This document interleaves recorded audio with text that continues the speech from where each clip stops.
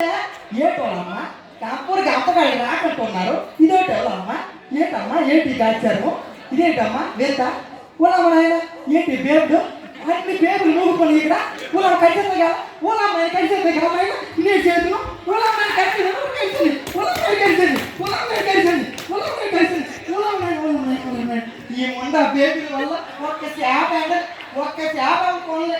ఒకప్పుడు అమ్మ పట్టుకుంటే ఊరులు అందరూ వచ్చి ఏగలాగా నూరిపోయి అప్పుడు చేపలు అని వెళ్ళిపోయి ఈరోజు ఒక్క చేప కూడా చల్లలేదు.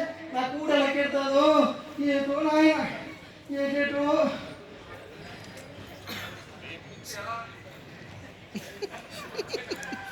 ఏటేటో చిన్న కొడుక చేశానన్నాడు, పెద్ద కొడుక చెడ్డోడు ముగ్గురు చూస్తే ఎలాగున్నాడు ఏటేటో.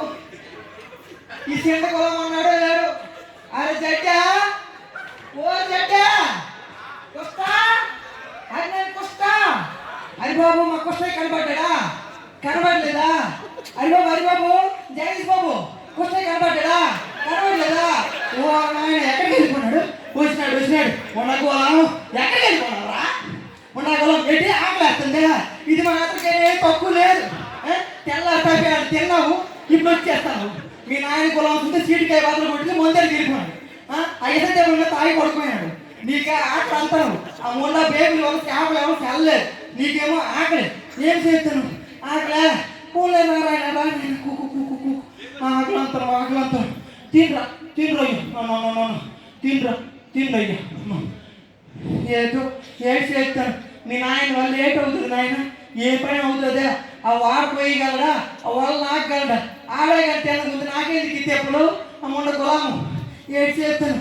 ఏంటి కూర కావాలా బంగాళదుంప కూర కావాలా ఓలమ్మ నాయన ఎట్టి కాచారు బంగాళదుంపల కూర కావాలా నేనెక్కడ చేస్తాను అమ్మ బంగాళదుంపలు నేనెక్కడ చేస్తానమ్మ.